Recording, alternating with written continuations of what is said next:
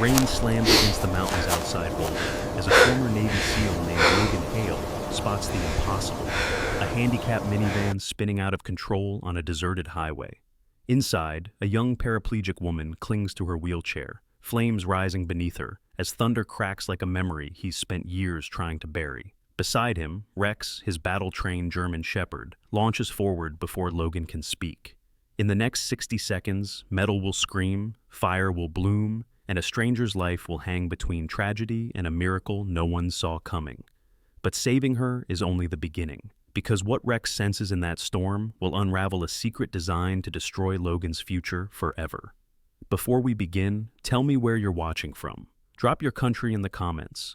And if you believe courage still exists in the quiet moments of our lives, hit subscribe and share this story with someone who needs hope today. Rainhaven never looked friendly in winter, but tonight the town felt hostile in a way only the Pacific Northwest could manage. Cold wind pushed sheets of rain sideways across Highway 47, turning the road into a wet ribbon that reflected every flash of lightning like broken glass. The fir trees along the shoulder bent under the gale, their dark silhouettes trembling against a sky packed with low, heavy clouds. This was the kind of storm that sent fishermen home early and made even seasoned truckers pull over, a night meant for staying inside, unless you were someone who had lived through worse. Logan Hale kept both hands steady on the wheel of his charcoal gray pickup as he drove toward the forested outskirts of Rainhaven. 36, tall and lean, with the angular build of someone who maintained discipline long after leaving the military, Logan carried himself with the composure of a man used to uncertainty. His black hair, cut short, was damp from the leak near the roof that he kept meaning to fix. A faint scar crossed the edge of his right temple, the only outward reminder of a rooftop blast he'd survived during his Navy SEAL years. His face rarely showed what he felt, but the quiet tension in his jaw made it clear he was alert even on an empty road. Beside him sat Rex, a 5-year-old German shepherd trained as a SEAL canine. Rex had a powerful, balanced build, a sable coat darkening along the spine, and alert amber eyes that reflected every passing glimmer of lightning. Even in the truck's cramped cab, he sat upright with a soldier's focus. His ears twitched at distant thunder, but his breathing stayed slow and controlled. The streak of pale fur on his hind leg, left from an explosion overseas, stood out against the rest of his coat, like a small badge of survival. The wipers fought the rain, smearing more water than they cleared. Logan reduced his speed as another gust shoved the truck sideways. "Easy night, huh?" he muttered, glancing at Rex. The dog didn't react, but a shift in his posture told Logan he wasn't entirely comfortable with the storm. Thunder rolled across the hills, deep enough to vibrate through the steering wheel. Lightning flashed, bathing the road in stark white for a single heartbeat. That moment was long enough for Rex to stiffen. His muscles tensed, ears snapped forward, and a low warning growl formed in his chest. It wasn't aggression, it was instinct. Logan felt a familiar jolt of adrenaline. Rex didn't growl without reason. Ahead, the road curved toward a narrow bridge that crossed a small ravine. As the next flash of lightning tore through the sky, Logan saw it. A mobility-converted silver minivan fishtailing across both lanes. Its rear tires skimmed over a pool of standing water, and the vehicle jerked violently to the left. The brake lights pulsed erratically as the van spun half a turn, slid sideways, and slammed nose first into the steel guardrail. The impact echoed through the storm like a snapped tree trunk. Steam burst from beneath the crumpled hood. Smoke followed, thin at first, then darker. "Hold on," Logan said, although Rex was already pawing at the door. He braked hard, the truck shuddering as it came to a stop several car lengths behind the wreck. Logan threw the door open and ran into the rain. The cold hit him with a knife's edge, turning his breath into mist as he sprinted toward the van. Water splashed around his boots and soaked through his jacket within seconds. Rex followed close behind, low and fast, scanning the road with the caution of a trained operator. The van's hazard lights blinked wildly, casting jittery red light across the wet asphalt. The front end had folded around the guardrail, metal creased inward like crushed foil. Logan could see movement inside. Someone was trapped. He reached the driver's side and peered through the fractured window. A woman in her late 50s sat strapped into the modified driver's seat, her arms trembling as she tried to work the seatbelt. Her hair, a clean silver bob, was plastered against her cheeks. Her skin was pale under the flickering dashboard glow, and her mouth moved as if she couldn't gather enough air. Her legs didn't move. In the space where the pedals should have been, a single metal control bar extended upward, the hand drive mechanism used by wheelchair drivers. A folded wheelchair was secured behind her seat with a strap that had partially come loose from the collision. "Ma'am, can you hear me?" Logan shouted over the wind. Her eyes snapped to him. They were sharp, intelligent eyes, hazel with a ring of green, but now wide with fear. When thunder cracked overhead, she flinched so violently that her shoulders slammed into the seat. "Please, please help me," she gasped. Her voice was thin and strained, but steady enough to show she was fighting to stay conscious. The driver's door was bent inward, the frame warped just enough that the latch wouldn't budge. Logan grabbed the top edge and pulled, bracing his boots against the asphalt. Rainwater ran off his sleeves in streams. The metal groaned but held. He pulled again, harder. Rex barked once, short and urgent. Flames were starting to form beneath the hood, licking forward with each breath of wind. Logan set his shoulder against the door and pushed with everything he had. The dented frame shifted with a sudden metallic snap. He forced the gap wide enough to reach inside, then slammed his palm onto the seatbelt buckle. It released with a sharp click. The strap recoiled. "I'm going to lift you out," he said. "Put your arms around my neck." The woman hesitated, overwhelmed, then obeyed. Her fingers dug into his collar. Her legs remained rigid and unmoving, but she held on with surprising strength. Lightning flashed. For an instant, the interior of the minivan glowed bright white. Logan saw her face clearly. Strong cheekbones, thin brows pulled tight, and the exhaustion of someone who had battled storms long before tonight. He lifted her carefully, sliding one arm beneath her knees and the other under her back. She was lighter than she looked, but the motion was awkward inside the cramped cabin. Rex backed up, giving him room. The fire beneath the hood flared once, sending a fan of sparks downward. Logan stepped away quickly, tightening his grip. The moment they cleared the wreck, a sharp burst sounded behind them as something in the engine failed. A sudden rush of heat followed. The woman buried her face into Logan's shoulder, shivering uncontrollably. "You're safe now," he said, voice low and firm. He carried her back to the pickup. Rex climbed into the back seat, positioning himself where he could see both Logan and the woman. Logan settled her onto the passenger seat and adjusted her posture so she wouldn't strain her back. The storm outside thrashed against the metal roof. Inside, the cab was dim and warm with breath and adrenaline. The woman blinked hard, trying to focus. "My name is Eleanor Ryder. I'm Logan Hale," he said. "This is Rex." Rex leaned forward, placing one paw gently on the center console. His amber eyes fixed on Eleanor with unusual intensity, steady and unblinking. Eleanor stared back, breath catching. Those eyes. I've seen eyes like that before. My last service dog. He always knew when a storm was coming. Logan glanced at Rex, then at her. Something unspoken passed between the three of them, a quiet moment carved out of chaos.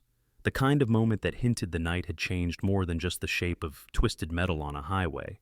Outside, thunder rolled again, but softer, as if the worst of the storm had finally begun to pass. The drive back toward Logan's cabin wound through the northwest forest, a stretch of tall pines and moss-covered trunks that lined the narrow road like silent sentinels.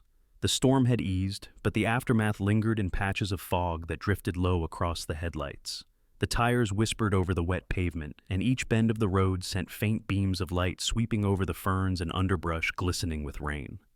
Inside the truck, the air was warmer, but tension clung to the small space like residue from the crash. Eleanor Ryder sat propped against the passenger seat, her hands folded tightly in her lap. Her fingers were long, elegant despite the tremor running through them.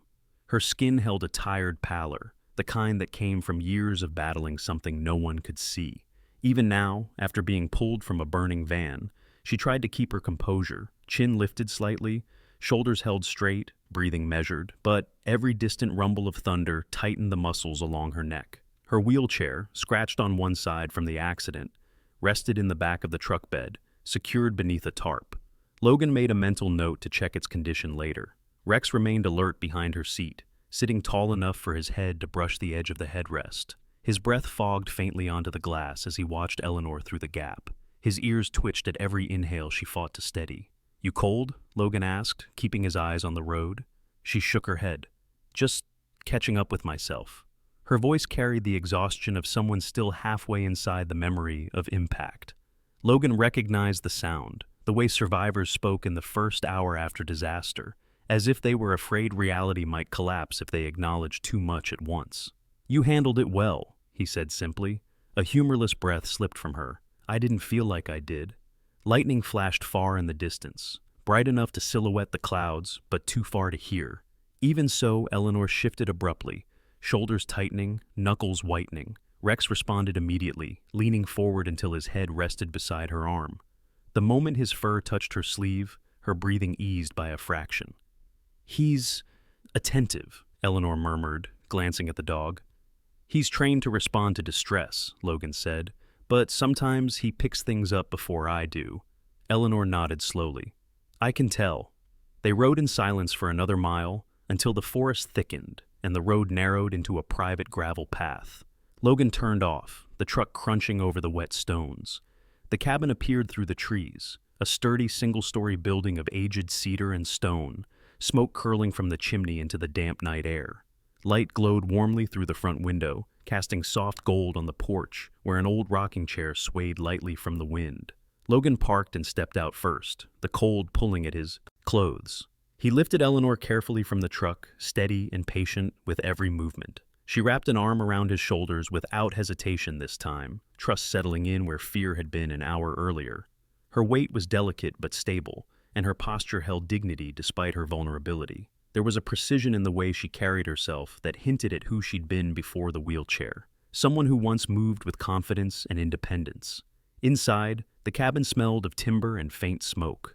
The stone fireplace radiated gentle warmth across the room, illuminating the walls lined with shelves of old survival manuals, dog training logs, and a few framed photos from Logan's SEAL years.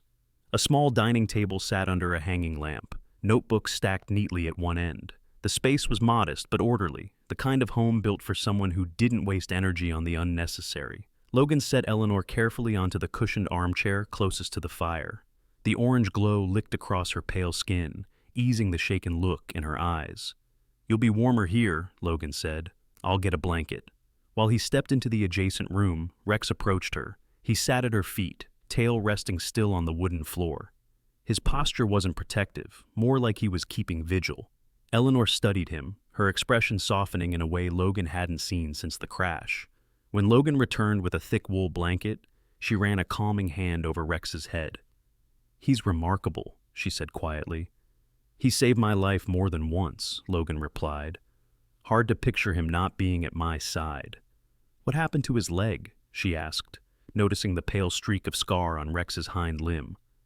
"Shrapnel," Logan said, keeping his answer simple. "We were lucky that day." Eleanor nodded as though she understood luck better than most. The fire cracked gently, sending warm light flickering across her face. Logan grabbed a mug, poured hot water over dried ginger, and set it on the small table beside her. "Drink slowly," he said. "Shock can sneak up on you." Eleanor curled her hands around the mug. The steam swirled near her chin, calming the tremor in her breath. For the first time since he'd pulled her from the van, she looked directly at him, not as a rescuer, but as someone who sensed steady ground beneath her feet. "Thank you, Logan," she said. "Not just for the rescue, for bringing me somewhere that doesn't feel dangerous." "Storm's passing," he replied, inside and out. But her expression didn't ease. Something deeper stirred beneath her composed exterior. Logan had seen it before, in soldiers long after the battle was over, in survivors whose wounds weren't visible. "You're carrying more than the crash," he said, not unkindly. She stared into the fire, the flames reflecting in her eyes. "Storms have a way of digging up things I try not to. Remember." Rex suddenly lifted his head, alert but not alarmed. He stood, took 2 slow steps toward Eleanor, and rested his paw gently against her knee, the movement deliberate and soft. Eleanor froze, not in fear, but in recognition. "My last dog did that," she whispered. "He always knew when a memory was coming before I did." Logan glanced at Rex. The dog's gaze was steady, focused entirely on Eleanor, as if he were reading something beneath the surface. Eleanor blinked slowly, her breath stuttering.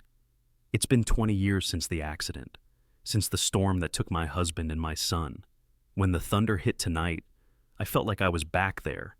I shouldn't have tried to drive, not in weather like this." Her voice cracked, a small fracture in an otherwise strong shell.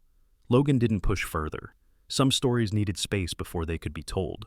"You're safe here," he said. "Take your time. Rex settled beside her chair, curling close enough that she could reach him without leaning. Eleanor looked at him for a long moment, the corners of her mouth lifting just barely. The dog's quiet presence worked like a balm, grounding her in the warmth of the room rather than the cold memory of twisted metal. Outside, the storm softened into a steady drizzle. Inside, the cabin held stillness, the kind that only comes after chaos. Eleanor tucked the blanket tighter around herself. "I don't know why tonight had to unfold the way it did," she said softly, "but I'm glad you were there." Logan nodded once. "So am I." Rex rested his head on her footrest, eyes half closed but attentive, as if he had appointed himself guardian for the night. The fire crackled. Eleanor's breathing steadied. And for the first time since the crash, her posture eased, not in surrender, but in relief. This was the beginning of something none of them yet understood. Morning came quietly over the Rainhaven woods, the kind of pale silver dawn that slips between trees before the sun gathers the courage to rise. Moisture clung to every branch, every pane of glass, leaving the world outside looking washed and softened. Inside Logan's cabin, the air was calm, warmed by the fading embers in the stone fireplace. The storm had passed, but its echo remained in the dampness of the walls and in the heaviness of the woman sitting across from Logan. Eleanor Ryder looked different in daylight. Not less fragile, but more defined. Her complexion, though still pale from shock, carried a natural elegance. The lines at the corners of her eyes suggested a life lived with intention rather than regret. Her hair, silver and neat despite the night's chaos, framed a face that had once known confidence. Yet beneath that composure lay tension, coiled like a wire pulled too tight for too long. Logan set a mug of warm tea on the table beside her. He had changed into a clean flannel shirt and dark work pants, his posture as straight and measured as ever. Morning light revealed the hardened angles of his features, the strong jaw, the narrow nose, the faint scars near his temple and across two knuckles. His entire presence spoke of discipline, shaped by years in the seals and sharpened by whatever he had survived afterward. Rex lay between them, paws stretched forward, head upright and focused. Even from the floor, he looked authoritative, muscular shoulders, sharp profile, amber eyes that scanned Eleanor's face with a precision that felt almost human. "You slept a little," Logan said. "A little," Eleanor replied, her voice rough from a night without real rest. "Your cabin feels safe. That helps more than you know." Rex's ear twitched, acknowledging the compliment like he understood every word. Logan took a seat across from her. "If you're ready," he said gently, "you can tell me what happened long before last night."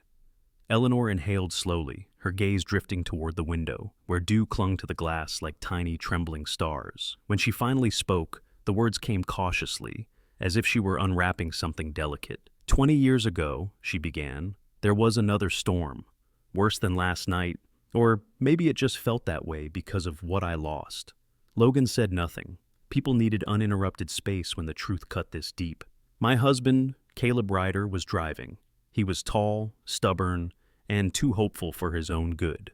A faint, almost painful smile touched her lips. He believed every problem had an answer, every storm had an end. Logan recognized the tone, love softened by grief, still sharp around the edges. "And my son," she continued. "His name was Andrew. He was 10. Freckles, that impossible grin. He was the kind of child who made every room feel brighter." Her voice thinned. "They were my entire world." The cabin grew quieter than the woods. Outside, Eleanor clasped her hands tightly, nails pressing into her palms. "We were driving home from his piano practice when a truck lost control on a slick bend.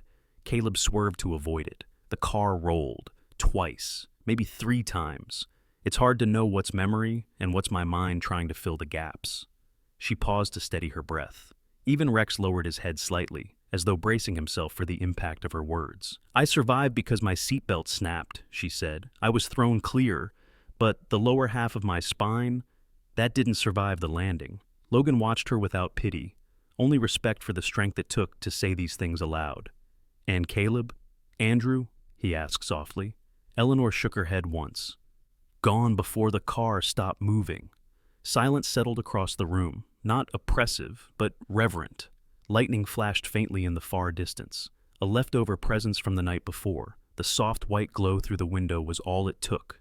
Eleanor's breath stuttered, her shoulders tightened, and her fingers trembled against the blanket covering her lap. Rex moved before Logan did. The dog stood, stepped toward Eleanor with deliberate calm, and placed his front paws gently onto the edge of her footrest. His head lifted until his eyes met hers directly. There was no excitement, no anxiety, just a steady, grounding presence. Eleanor froze for a moment, startled by the intensity of his gaze. Then her expression shifted, softening in recognition she couldn't fully explain. "My son used to do that," she whispered, "when storms frightened me more than I wanted to admit." Logan leaned forward. "What do you mean?" "Andrew would stand close," she murmured, her hand hovering unsurely before resting atop Rex's head. "He'd put his hand on mine to anchor me, not saying a word, just telling me I wasn't alone." Rex closed his eyes briefly, leaning into her touch. Eleanor swallowed hard, fighting a tremor. "How does he know? How can your dog sense something so specific?" "He's intuitive," Logan said. "He reads emotion like a second language. But this," he nodded toward Rex, "this is different from anything I've seen him do." Eleanor let out a shaky breath. "It feels like he sees right through me." Logan didn't contradict her. He didn't have any neat explanation for Rex's behavior. The dog had reacted to trauma before, but never with this kind of personal precision, never with recognition. Rex lowered himself to the floor beside her wheelchair, body angled toward her, tail still and relaxed, as though choosing to stand guard without being asked. Eleanor wiped at her cheek with a thumb, surprised to find tears there. "I thought I'd grown past this. That time had dulled the sharpest edges, but when the thunder hit last night, everything came back." "Trauma doesn't leave," Logan said quietly. "It just waits. You didn't fail by remembering. You survived." The statement wasn't meant to comfort, it was simply true. Eleanor felt the weight of its honesty and nodded slowly. Logan stood and added another log to the fire, the flames rising with a soft roar. The warmth spread into the room again, softening the morning chill. Eleanor watched the shape of Rex lying at her side, his breathing steady, his presence unwavering. "Your dog," she whispered, "is carrying something more than training." Logan looked at Rex thoughtfully. "Maybe he is." For a moment, none of them spoke. The cabin was still except for the low pop of burning wood and the quiet rhythm of Rex's breath. Eleanor drew in a slow, steady inhale. "Thank you, Logan, for listening, for this space, for not looking at me like I'm broken." "You're not," he said. "You're someone who lived through a storm most people wouldn't survive." Eleanor lowered her gaze, absorbing the words like warmth. Rex rested his head atop her footrest again. Eleanor let her fingers drift through his fur. And for the first time that morning, her breath eased into something even, something calm. Outside, the wind quieted. Inside, the storm inside her chest began to settle. This was the moment when their stories, three very different paths shaped by loss, quietly braided together. And none of them sensed yet that the night's rescue was only the first fracture in a much larger chain of events. The morning fog still clung to Rainhaven when Logan parked outside Northwood Grill, a two-story timber and brick restaurant wedged between a bakery and a hardware shop on Harbor Street. The place had a reputation for busy weekends, good shrimp chowder, and a staff turnover rate higher than the tide charts pinned in the marina office. Logan worked the kitchen because it paid steadily and because he preferred the quiet focus of preparing food over conversations he didn't want to have. Rex sat beside him in the truck bed enclosure, watching intently as people crossed the sidewalk. Logan rarely brought Rex to work, but after last night, he didn't want to leave the dog alone. Rex understood the tone of the morning, alert, calm, and ready for the unexpected. Logan checked his watch, 7 minutes late, not ideal. He stepped inside through the back employee entrance. The first wave of kitchen heat hit him, steam from boiling pots, the metallic hiss of stoves warming, the earthy smell of chopped herbs. The room buzzed with clatter and motion. Two prep cooks worked along the counter, a young woman named Jamie, short and quick-handed with a nervous energy, and an older line cook, Mark, tall with a weathered face like someone who'd smoked a pack a day since college. Jamie lifted her head when Logan walked in. "Rough morning, rough night," he corrected. Before Jamie could ask, a sharp voice cut through the kitchen. "Well, look who finally decided to join us." Brad Kellerman stood near the walk-in fridge, arms crossed tight across his chest. He looked almost too put together for a kitchen. Gray dress shirt pressed, hair gelled back so stiff it didn't move, a gold tie clip shaped like a miniature spatula. He was in his early 40s, slightly shorter than Logan, but heavier around the midsection. His face bore the kind of confidence that grows not from competence, but from believing no one will challenge you. Brad stepped forward, smirking in a way that made Jamie lower her eyes. 7 minutes late, Brad said. Rowan, is that your personal record, or did traffic get emotional again? Logan kept his voice neutral. There was an accident last night. I helped someone. Brad lifted both hands dramatically. Oh, everyone listen. Logan saved the world again. He laughed loudly, looking around for validation. A few cooks shifted awkwardly. Logan didn't rise to it. He reached for an apron. Brad wasn't done. You know, buddy, this is a kitchen, not a SEAL reunion. Nobody cares about your hero stories. A few customers seated near the service window glanced over at the outburst. Logan tied his apron calmly. I wasn't telling a story. Oh, forgive me then, Brad replied, voice thick with mock sympathy. We wouldn't want to distract from your tragic, rain-soaked commute. Mark, the older cook, muttered under his breath. Cut it out, Brad. Brad snapped. Stay in your lane, Mark. The kitchen went stiff again. Logan tried to shift the morning back to routine. He grabbed a towel, checked the prep station, and began arranging his workstation. His hands moved with practiced efficiency. Knife placement, pan angles, temperature checks, everything in its place. But Brad hovered behind him, pacing like someone searching for justification more than oversight. As Logan inspected a tray of prepped vegetables, a low rumble outside rolled through the building. Not thunder, just the wind shaking a loose gutter. But the vibration carried enough resonance that Rex, waiting outside with Tom the security guard, let out a sudden, sharp howl. The sound wasn't common. Logan knew it instantly. A warning. Brad scoffed loudly. Great. Now, even your dog is dramatic. Logan ignored him, but that howl sat in the back of his mind like a cold weight. Rex had only made that sound twice in the last 2 years, both times hours before something went terribly wrong. The next hour passed in a hard rhythm. Orders began to flow in. Logan cooked with calm precision, but Brad seemed determined to find fault in everything. Too slow, Rowan. Edges are too dark. Your station is sloppy. I've seen rookies with more focus. It wasn't that Brad needed things done a certain way. He wanted control, wanted someone to bend so he could feel taller. By late morning, Logan plated a tray of roasted vegetables for a lunch order. The edges had a mild char, intentional, adding texture and flavor. Mark glanced over and nodded in approval. Brad, however, stormed toward the tray like a prosecutor discovering evidence. What is this? He demanded, lifting the tray high. Burnt again? Are you trying to sabotage us? Logan looked up from his station. They're not burnt. Brad barked a humorless laugh. Oh, my apologies. I wasn't aware the new trend was charcoal cuisine. He marched toward the small office off the kitchen. Moments later, Logan's name was called.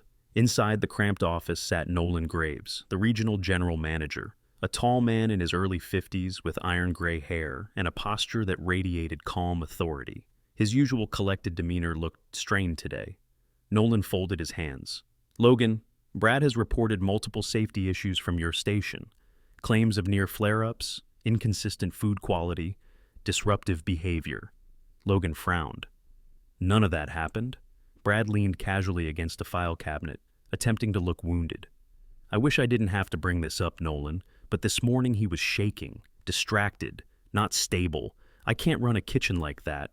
Nolan sighed, tired. Logan, do you have anything to say?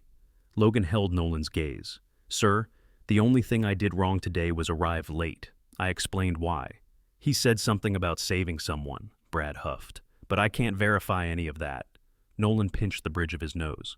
Protocol gives managers authority when there's conflicting accounts. Unless I have proof otherwise. Logan sensed the decision before Nolan spoke it. I have to let you go, Nolan finished quietly. A rare silence flooded the room. Logan removed his apron, set it down neatly on the desk, and nodded once. Thank you for the opportunity. He didn't look at Brad when he left. There was no point. Outside, Tom Barker, security guard, mid-50s, thick build, kind-natured, stood with Rex at his side. Tom's round face tightened when he saw Logan's expression. They let you go, didn't they? Logan nodded. Tom exhaled heavily. I saw Brad pacing around all morning like a man hunting for trouble. I'm sorry, Logan. You didn't deserve this. Rex pressed his forehead against Logan's thigh, tail low but steady. a gesture of loyalty and silent reassurance. Logan ran a hand over the dog's fur. "Come on, boy, we're done here." As they walked away from Northwood Grill, a faint tremor of distant thunder crossed the sky, despite no storm in the forecast. Rex paused, ears perfectly straight, eyes locked on the building behind them. Something was coming, something neither of them yet understood. Evening crept over Rainhaven with a gray heaviness that settled into the streets like a second skin. The storm had long passed, but the air still smelled of wet asphalt and pine sap. As Logan walked along Cedar Crest Lane with Rex pacing steadily beside him, the neighborhood felt muted, rows of single-story homes half swallowed by mist, porch lights glowing like small lighthouses in the fog. Logan's thoughts had not left Northwood Grill. Being fired wasn't what bothered him. He'd lost jobs before. Life had never softened its edges for him. What gnawed at him was the calculated nature of it. Brad hadn't just been petty, he'd been prepared, almost waiting for the chance. Rex picked up on Logan's tension. He stayed closer than usual, tail low in concentration, nose lifting to test the air. His gait changed, more measured, more tactical. Logan noticed. "What is it?" he murmured.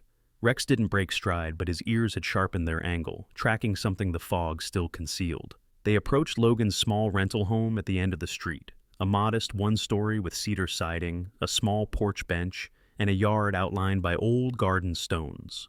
Logan slowed the moment he saw a silhouette near his mailbox, a shape too rigid to be casual, too tense to belong. A man stood half-turned toward Logan's parked truck, one hand holding up a phone, the screen glowing cold blue against the fog. His jacket was thin, not suited for the chill, and his posture was hunched in the way of someone caught between guilt and urgency. Rex froze. His entire body stiffened, muscles bracing. Then he barked, short, sharp, the kind of bark that meant active threat. "Don't look away." The man jerked around. Brad Kellerman. Logan stopped several feet away, jaw tightening. Brad's face looked different now, pale, eyes moving too quickly, hair no longer tidy but flattened from sweat. The confidence he wore inside the restaurant was nowhere to be seen. "What are you doing here?" Logan demanded. Brad sucked in a breath, stepping backward like he'd been shoved.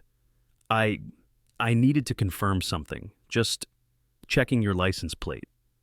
"In front of my house? At night?" Brad swallowed hard, voice cracking. It's for the report. Management needs documentation. You wouldn't understand." Rex lunged forward 2 steps before Logan caught the back of his harness. The dog's teeth were bared, not wildly, but with disciplined threat, the kind meant to warn an enemy they'd crossed a line. Brad stumbled farther into the fog. "Keep him away from me. He's unstable. You're unstable. That place is better off without you." "Then leave," Logan said, voice low and even. Brad took another shaky step backward. "I'll have proof. All the proof I need." As he turned to run, something slipped from his jacket, a small black USB drive that clattered onto the wet grass. Brad didn't notice. He sprinted down the sidewalk, vanishing between the fog and the halo of a distant street lamp. Rex continued to growl until Brad's shape dissolved completely. Logan exhaled slowly and crouched to pick up the USB. It was cold, scratched along the edges, with a faded label stuck to one side. NG Storage 7, Northwood Grill Storage. "What were you planning, Brad?" Logan whispered. Rex sniffed the device once, then looked up at Logan with a low whine. Concern, not fear. Inside the house, Logan closed the door behind them and switched on the small lamp near the kitchen table. Warm light filled the room, contrasting sharply with the cold unease settling between his ribs.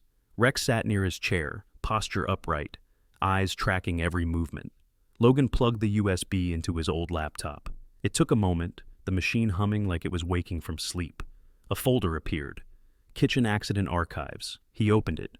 Inside were multiple video files, each labeled by date. Logan clicked the most recent. The footage showed the kitchen 2 weeks earlier. Logan at the stove, Brad walking behind him. Everything looked normal until the video glitched. The frames jumped. Suddenly Logan's hand appeared inches from an open flame, sparks flying upward. That never happened. He clicked another. A tray in the oven ignited without reason. Another clip showed a grease fire that Logan knew had never existed. All of it spliced from different angles, different days, stitched together to form a lie. Someone had engineered an entire narrative to make him look dangerous. Rex stepped closer to the laptop, ears flattening slightly. When one of the edited sparks crackled in the audio, Rex let out a low, eerie whine. Logan frowned. "What is it?" Rex didn't look at Logan. He stared at the screen, eyes sharp but unsettled, like he recognized something embedded within the sound. Logan replayed the clip, raising the volume slightly. This time he heard it, a faint, distorted tone beneath the noise, too subtle for most humans. But Logan had heard similar frequencies before, tones used in military conditioning, psychological training modules, and in special canine deployment signals meant to induce stress responses during simulations. Brad couldn't have known what that sound meant, which meant someone else was involved. Logan leaned back, breath steady but cold. The pieces arranged themselves with uncomfortable clarity, Brad following him, manufacturing proof, now collecting evidence at his home. "This isn't about a job," Logan murmured. "He's trying to bury me." Rex nudged his knee gently, a gesture both grounding and urgent. Logan closed the laptop, gripping the USB tightly. The room felt smaller, as if the walls had shifted inward. Whatever Brad was doing wasn't clumsy or desperate. It was planned, detailed, and it was escalating. Rex inhaled deeply, then let out a soft growl toward the front window. Something outside, maybe the lingering fog, maybe a presence they couldn't yet see, pressed against the edge of his instincts. "Yeah," Logan whispered. "I feel it too." He stood slowly, the weight of the night settling over him. "This is war." Rex met his eyes, amber pupils steady and unwavering, ready for whatever came next. Soft spring sunlight drifted through the pines surrounding Logan's cabin, casting long stripes of gold across the porch and the gravel path leading to the small wooden ramp he'd finished the night before. The storm season had faded, leaving behind damp soil, budding ferns, and the quiet trickle of runoff weaving through the forest floor. Everything felt calmer, as if Rainhaven itself were exhaling after a long, tense winter. Inside the cabin, Eleanor Ryder lay propped against the armrest of Logan's sofa, a knitted blanket pulled over her lap. Her complexion was still pale, but the tremble in her hands was not as frequent as it had been that first night. She looked tired, deeply tired, but steadier, like someone trying to stitch her strength back together one breath at a time. On the floor beside her, Rex lay curled with his head resting near her footrest, eyes half closed but fully attentive. He had not left her side since the meeting at the corporate center. If Eleanor shifted, Rex lifted his head. If she sighed, he pressed his nose gently against her arm. The connection between them had grown without effort, quiet, instinctive, and profound.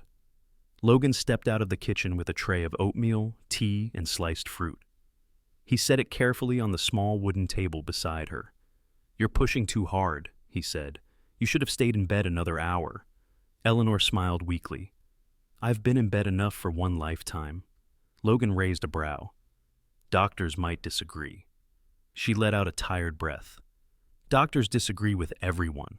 He didn't argue. He simply lifted the blanket to check the small portable heater near her legs, making sure the warmth wasn't too strong. His movements were precise, practical, shaped by years of tending to wounded teammates. But Eleanor never felt like a patient around him. He had a way of helping that kept her dignity intact. A soft knock sounded at the door. Logan opened it to find Nolan Graves, tall, formal, even in casual clothing, with a folder tucked under his arm. The deep lines of his face were softened today by relief rather than strain. "Morning, Logan," Nolan said. Then, seeing Eleanor, his tone shifted respectfully. "Mrs. Ryder." "Mr. Graves," she replied, giving a small nod. Nolan stepped inside, clearing his throat. "I won't stay long. I only came to deliver this." He handed Logan the folder. Inside was a reinstatement contract, a written apology from the regional board, and an offer for a leadership role overseeing multiple branches. "I don't need an apology," Logan said. Nolan shook his head. "Whether you need it or not, it's owed to you. And you're the best man I've seen in that kitchen in 10 years. We want you back." Eleanor's eyes warmed. "You should take it, Logan." Logan glanced at her, really looked at her. She seemed smaller today, as if exhaustion had carved deeper into her shoulders. Her breathing was slightly shallow, her focus occasionally drifting. Not dangerously weak, but clearly worn. "I'll think about it," Logan said. Nolan nodded. "Take your time, and thank you for how you handled everything." He left with a hint of renewed respect in his gait. Logan closed the door quietly and turned back to Eleanor. She was watching him with an expression he hadn't seen before, gentle, almost maternal. "You didn't tell him the real reason you won't rush back," she said. Logan shrugged, pulling a chair beside her. "Kitchen can wait." "You're staying because of me," she said softly. He didn't deny it. Eleanor's eyes shimmered, not from sadness, but from something deeper, gratitude mixed with disbelief. "Logan, you've done more for me in a week than anyone has done in 20 years, she whispered. "Sometimes I forgot what it felt like to be cared for, truly cared for." Rex stood, walked to her side, and lifted his head onto her lap. Eleanor stroked his fur gently. "And you? My silent guardian." Logan smiled faintly. "He likes you." "No," Eleanor corrected with a quiet, trembling exhale. "He recognizes me." Logan paused. "You said your son used to comfort you the same way." "Yes." Her voice softened to a hush. "Andrew used to stand just like Rex does. It's strange how grief leaves footprints in the smallest places." She looked around the cabin, the wood grain of the walls, the small table, the warm glow from the lamp beside the fireplace. "You've made a safe place here," she said. "I didn't realize how much I needed it." "You're welcome to stay as long as you want," Logan replied. Eleanor swallowed, emotion flickering behind her eyes. "I won't be a burden." "You're not." A quiet fell between them, not heavy or tense, but peaceful, natural. Rex shifted, pressing closer to her. Logan noticed Eleanor's breathing grow faintly uneven. "You okay?" he asked. She nodded, though it was clear the effort of the last few days had taken more from her than she let on. "Just tired. A different kind of tired. You should rest." "I will," she whispered. "But before I do, there's something I need to prepare, something important." Logan watched her carefully. "What is it?" "Not yet," she said. "Soon." Her gaze drifted to Rex again, the dog watching her like a heartbeat with fur. "You two were brought into my life for a reason," she murmured. "I just need to put the pieces in the right place before time slips ahead of me." Logan's brow tightened with concern. "Eleanor, what do you mean?" But she closed her eyes, too weary to answer. "Tomorrow," she whispered. "I'll tell you tomorrow." Rex settled at her side, protective, sensing something shifting deep inside her. Logan sat quietly beside them, the afternoon sun fading into soft amber across the floorboards. He didn't know what tomorrow would bring, but he understood something with absolute clarity. The storm may have passed, but the story that brought them together was far from over. The morning Eleanor chose to rest forever arrived quietly, almost politely, as if Rainhaven understood it needed to soften itself for her sake. A thin veil of fog settled over the pines, turning their silhouettes into gentle brushstrokes against a pale sky. Dew clung to the porch rails. Birds kept their distance, chirping only when the sun finally pierced through the mist. Logan woke before dawn, as he always did, but something felt different the moment his eyes opened. The air in the cabin didn't feel empty. It felt still, purposeful, as if holding its breath. Rex sensed it too. He rose from his spot at the foot of the bed, ears pricked, head turning toward the living room. He made a soft, uncertain whine. Logan's chest tightened. "Yeah," he murmured, voice rough. "I feel it." He walked quietly through the cabin. Light from the fireplace, now only glowing embers, cast a small halo of warmth across Eleanor's blanket. She lay curled gently against the armrest, hands folded in her lap as if she had drifted into sleep mid-thought. Her expression was calm, peaceful, free from the weight that had followed her for decades. But the rise and fall of breath was no longer there. Logan knelt beside her, touching her hand. It was cool, but not cold, as if she had only recently let go. Rex approached slowly, resting his head on the blanket near her legs. His eyes didn't widen or panic. He simply stayed there, breathing softly, honoring her in the only way he knew. Logan bowed his head. There were no words to break the silence, and none were needed. The letter came 2 days later, delivered by a representative from the Ryder Foundation, a woman named Melissa Turner, mid-40s, tall and composed, with a calm professionalism softened by genuine kindness. She carried a briefcase and a sealed envelope marked with Eleanor's handwriting. Melissa spoke quietly. "She prepared this months ago. She updated it after meeting you." Logan took the envelope, feeling the familiar tremble of shock and grief pulling at his ribs. "May I read it here?" he asked. Of course. He opened the envelope. Eleanor's handwriting, graceful and steady, flowed across the page. Logan, if you're reading this, it means the time I always knew would come has finally arrived. Not with fear, but with gratitude. Gratitude that the last chapter of my life was written beside you and Rex, two souls who reminded me what safety feels like. I have watched storms take. This time, a storm gave. I have no living family left, and no legacy more important than the one I see in you. So, I leave you everything I have built. The Ryder Foundation, my personal estate, and the land trust tied to the city. Use it however your heart decides. Just use it for good. Give others what you gave me. Dignity, hope, a reason to keep going. You were the son my heart remembered. Rex was the guardian my memory recognized. Take care of each other. And please, Logan, live. Boldly with the second chance you earned. Eleanor Ryder. Logan read the letter twice. Not a single line tore him apart, yet each one settled deeper than the last. Rex nudged his knee, firm, grounding, as if urging him to breathe again. Melissa stepped forward gently. She trusted you more than anyone. Everything is legally yours to steward. Logan nodded slowly, unable to speak. Months passed like chapters turning with careful hands. Rainhaven began to know his name, not the ex-SEAL who cooked at Northwood Grill, but the man rebuilding something meaningful on the land Eleanor left behind. The Eleanor Ryder Center for Recovery and Independence opened its doors on a mild summer morning. Its tall cedar beams and wide windows overlooked the forest, the interior filled with sunlight and warmth instead of cold linoleum. Physical therapists, counselors, and volunteers moved through its halls, helping people with mobility challenges rediscover confidence, community, and purpose. Logan supervised the training wing, guiding pairs of dogs and handlers, teaching veterans how to trust again, showing families how service animals could heal wounds no bandage could reach. Rex became the program's symbol, strong, loyal, intuitive, a reminder that survival could turn into service. Across town, Logan opened another project in Eleanor's honor, Safe Harbor Grill, a bright, welcoming restaurant staffed largely by veterans and individuals rebuilding their lives. Every plate held a story, every shift held a second chance.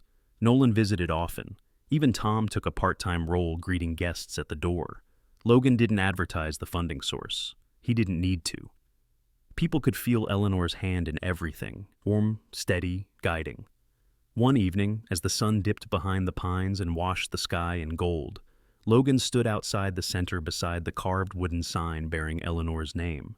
Rex sat beside him, tail sweeping once, twice, in quiet contentment. Logan placed a hand on the sign, feeling the smooth grain beneath his palm. "You did more than leave a legacy," he said softly. "You left a direction." Rex nudged him, leaning his full weight against Logan's leg. Logan looked down. "Ready for another long day tomorrow?" Rex answered with a soft bark, low and warm, the kind that meant he was exactly where he was meant to be. The breeze moved through the trees, gentle and unhurried, as if carrying Eleanor's approval through the branches. Logan straightened, breath steady, shoulders firm. The storm that once threatened to break them had instead bound them together. And from that night forward, everything became possible. The future wasn't dark. It was only just beginning. There are storms in life that feel as if they will wash away everything we have left inside us. Yet it is often through those very storms that God sends us something quiet, unexpected, something shaped like a stranger, a loyal dog, or a moment placed so perfectly that it could only be guided by His hand. Logan never went looking for a miracle that night. Eleanor wasn't hoping for anything more than survival. But God placed them on the same road, in the same storm, and let Rex become the bridge between two wounded souls who needed healing. From the pain of the past, a new kind of family was born. From one act of compassion, a whole community found hope again. And from Eleanor's sorrow, a legacy emerged, one that now lifts others out of darkness. That isn't coincidence. It is design. It is God's quiet work in the hidden places of our lives. In our everyday routines, we may not always see what He is doing, but He is there, in the kindness we show, in the people we meet by chance, and in the miracles that only become clear when we look back. So, if you're walking through a storm right now, hold on. God is still writing your story. And what He brings next may be more beautiful than anything you've lost. May God bless you your health, your family, and your journey forward. May His peace rest gently on your shoulders.